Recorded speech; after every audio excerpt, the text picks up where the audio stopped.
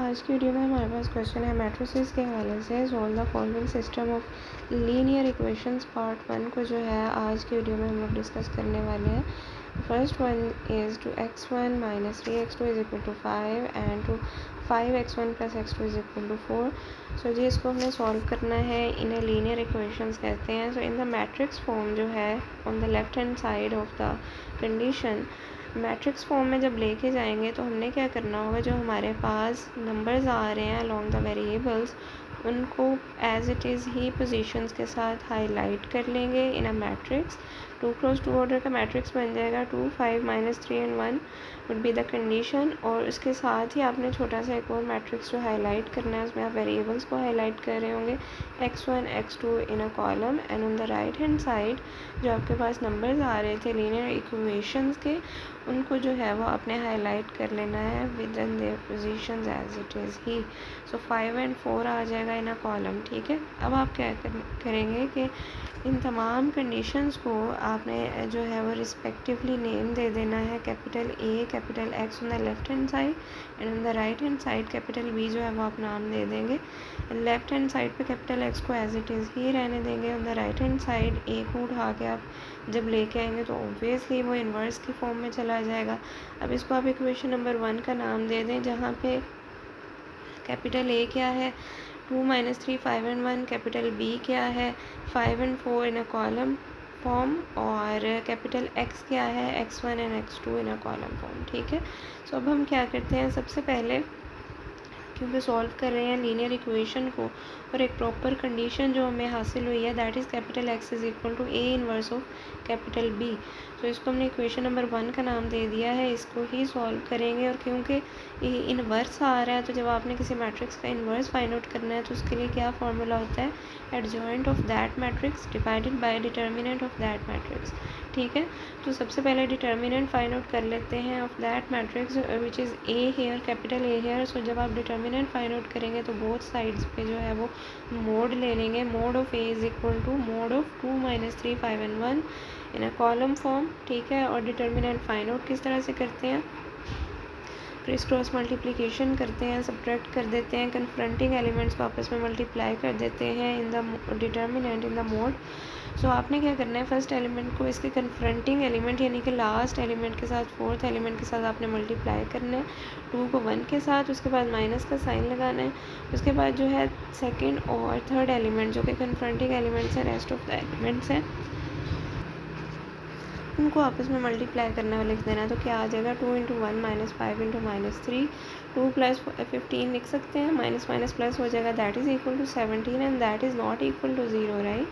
सो जब डिटर्मिनेंट या फिर मोड जो है एक मैट्रिक्स का 0 के इक्वल नहीं आएगा, दैट मीन्स कि उस मैट्रिक्स का इन्वर्स एग्जिस्ट करेगा। अदरवाइज़ इन्वर्स एग्जिस्ट नहीं करता अगर मोड 0 के इक्वल आ जाए। लेकिन इन दैट केस यहाँ पे 17 आ रहा है and that is not equal to 0, तो इन्वर्स जो है वो एग्जिस्ट करेगा। अब एडजॉइंट पे फाइंड आउट कर लेते हैं, अगली कंडीशन भी जो है वो वेरीफाई कर लेते हैं ताकि प्रैक्टिकली जो है इन्वर्स को अब हम अमली शक्ल दे सकें। तो एडजॉइंट ऑफ अ मैट्रिक्स के लिए हम क्या करते हैं, एडजॉइंट किस तरह से फाइंड आउट करते हैं, आपके पास मैट्रिक्स था 2 माइनस 3 5 एंड 1। ठीक है, रोज़ को कॉलम्स में कन्वर्ट कर दें, कॉलम जो है उनको रोज़ में कन्वर्ट कर दें, तो आपके पास क्या आ जाएगा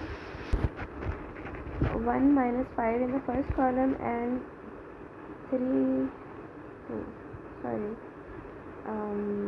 रोज कॉलम वो ट्रांसपोज में करते हैं। इन्वर्स में आपने क्या करना होता है कि फर्स्ट एंड लास्ट एलिमेंट को जो पोजीशन है उसको आपस में रिप्लेस कर दें, चेंज कर दें, उनकी जगह जो आपस में एक्सचेंज कर दें। और सेकेंड और थर्ड एलिमेंट जो है उसका साइन आप चेंज कर दें। जैसे माइनस 3 था तो 3 हो जाएगा, 5 था तो माइनस 5 हो जाएगा, और फर्स्ट प्लेस में 2 आ रहा था, लास्ट प्लेस में 1 आ रहा था। तो जब आपस में उनके पोजीशंस को चेंज किया तो 1 एंड 2 जो है रिस्पेक्टिवली आ गया उनका फर्स्ट एंड लास्ट प्लेस। तो ये हमारे पास एडजॉइंट है। अब आपने इन्वर्स जो है वो फाइंड आउट करना है।